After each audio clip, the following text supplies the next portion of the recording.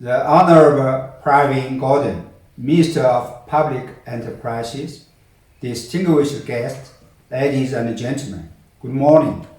It's my great pleasure to gather with you via video to celebrate the 71st anniversary of the People's Republic of China. This is my first virtual meeting with friends from South Africa as the new Chinese ambassador. On behalf of the Chinese Embassy in Pretoria, I wish to warmly welcome all our distinguished guests. My deep thanks go to all of you for your strong support to China-South Africa and China-Africa relations, and to the work of the Chinese Embassy over the years. As Assistant Foreign Minister covering Africa, I made many trips to South Africa and other African countries. I saw for myself the fast and all-round progress of the China-South Africa and China-Africa relations. Today's reception has again impressed on me the profound friendship between the Chinese and the South African people and the shared aspiration of all sectors of our society to deepen bilateral exchanges and cooperation. Ladies and gentlemen, our world is changing in profound ways, compounded by a pandemic unseen in a century. Mankind faces severe challenges and difficult choices in 2020. As a country first affected by the virus, China, under the strong leadership of the CPC Central Committee, with Comrade Xi Jinping at the core, lost no time in waging an all-round people's war to control the virus. Thanks to China's solid national strength built in the past 71 years, especially since reform and opening up, we achieved major strategic results in our battle against the pandemic. This heroic struggle fully reflects China's national character, strength, and sense of responsibility. Despite the pressure at home, China has done its best to help the international community. China sent 34 medical expert teams to 32 countries, including African countries, to share anti-pandemic experience. China made 283 shipments of medical supplies to over 150 countries and 4 international organizations. China provided and exported supply to more than 200 countries and regions. With concrete action, China has shown its commitment to building a community with a shared future for mankind and an even closer China-Africa community with a shared future. The Chinese government has made coordinated progress in pandemic response and the reopening of its economy. China has become the first major economy to restore growth since the outbreak, leading in both pandemic control and economic reopening. This shows the great resilience and vitality of our country. China will work to root out absolute poverty with even greater resolve and efforts. We will endeavor to complete the building of a moderately prosperous society in all respects and make greater contributions to global poverty reduction and human progress. In the face of the evolving international landscape, China has tapped into its huge market and the big potential of domestic demand. We are now fostering a new economic dynamic with free-flowing domestic circulation as a mainstay and mutually reinforced by international circulation. China remains committed to win-win opening up by advancing the Belt and Road Cooperation. We are joining hands with other countries to build an open world economy. China is an emerging market with a population of 1.4 billion and the largest middle-income group in the world. The resilience and the potential of China's growth will provide huge opportunities for the economic recovery and the development of South Africa and the countries around the world. Ladies and gentlemen, the special bond of comrades plus brothers between China and South Africa has emerged stronger from our fight against imperialism, colonialism, and racism, and from our pursuit of common development through solidarity and win-win cooperation. Over the past 22 years of our diplomatic ties, China-South Africa relations have made great leaps from partnership to strategic partnership and to comprehensive strategic partnership.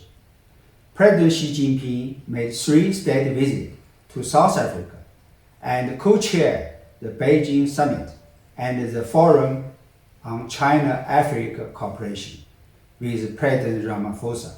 The two leaders successfully exchanged visits in 2018. The two presidents met many times on bilateral and multilateral occasions and mapped out a blueprint for China-South Africa and China-Africa relations. Under the guidance of the two leaders, the political trust between our two countries have been deepening. We have been enjoying mutual support on issues concerning each other's core interests and major concerns. The cooperation between our countries have yielded fruitful outcomes. China has been South Africa's largest trading partner for 11 years, and South Africa, China's largest trading partner in Africa for 10 years. Two-way investment has also seen a notable increase. Cultural and people-to-people exchanges are getting closer.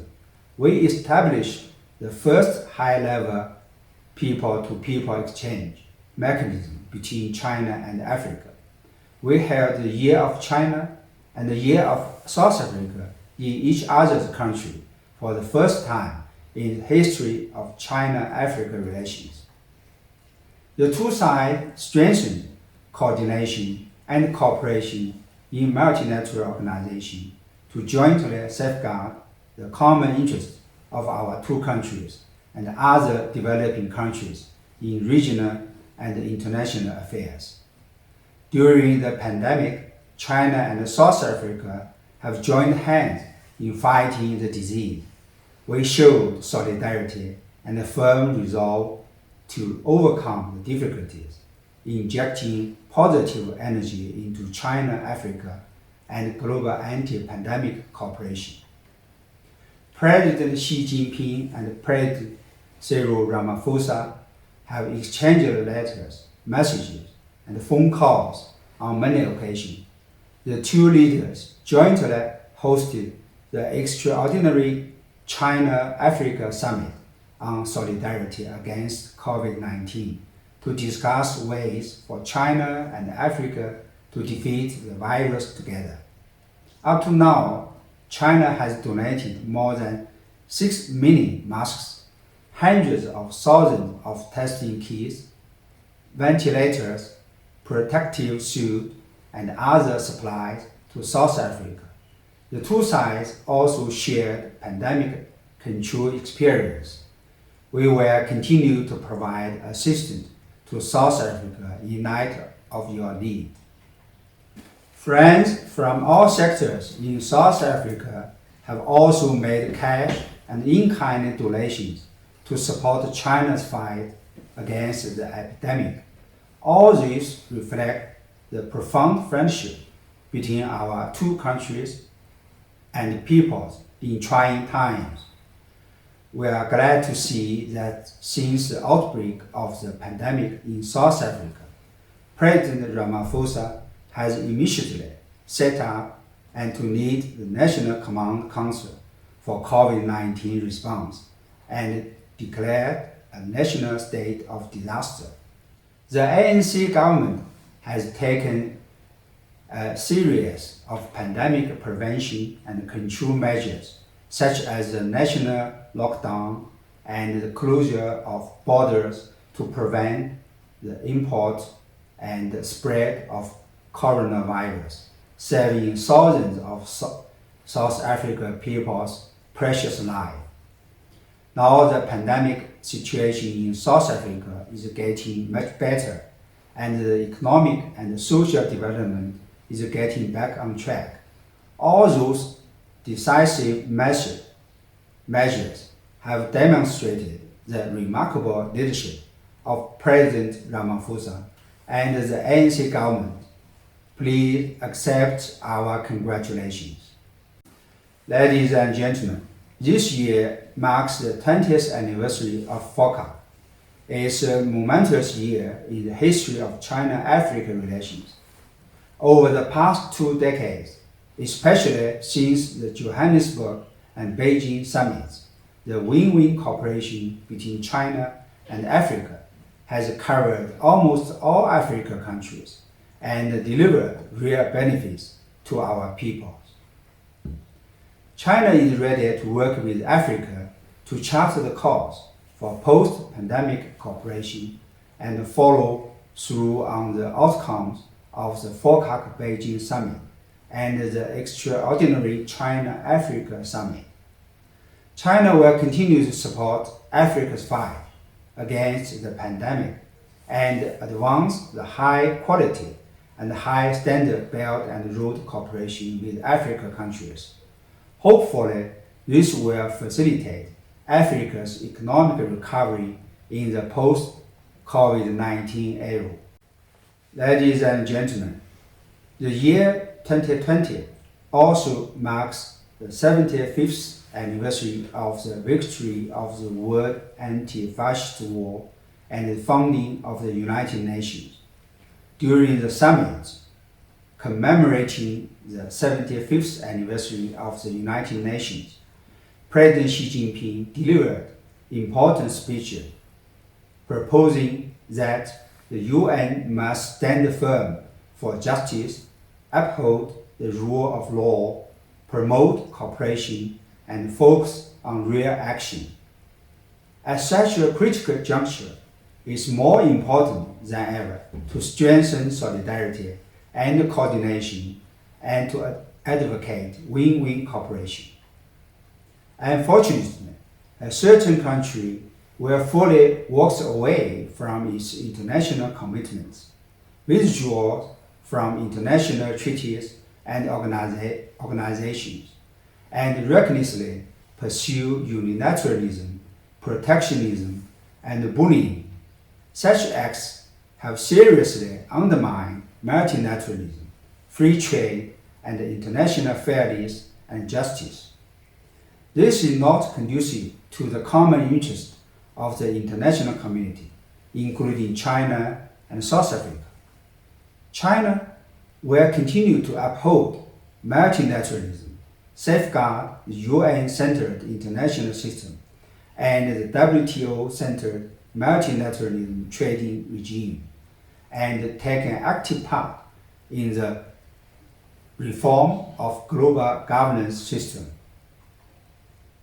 As President Ramaphosa said at the UN summit, as the international community, let's choose cooperation above unilateralism. Let's choose solidarity above isolation. Let's choose unity of purpose above narrow self-interest. Let's emerge from this great adversity, strengthened and even more united. China will remain a promoter of world peace, a contributor to global development, a defender of the international order, and a provider of public goods. We are committed to building a community with a shared future for mankind with countries around the world. Ladies and gentlemen, as the new Chinese ambassador to South Africa, I am keenly aware of my responsibilities. I will do my utmost to fulfill my duties. I will work with friends from all sectors in South Africa to implement the important consensus reached by the two presidents. We will work with South Africa colleagues to deepen friendship and mutual trust, expand cooperation in such areas as pandemic response, trade, and economy, and strengthen people-to-people exchanges to raise our comprehensive strategic partnership to a new high. In conclusion, let's together express our best wishes for the greater prosperity of the People's Republic of China and the Republic of South Africa, for a better future for China-South Africa and China-Africa relations, for the good health to our two presidents and to all the distinguished guests. Thank you.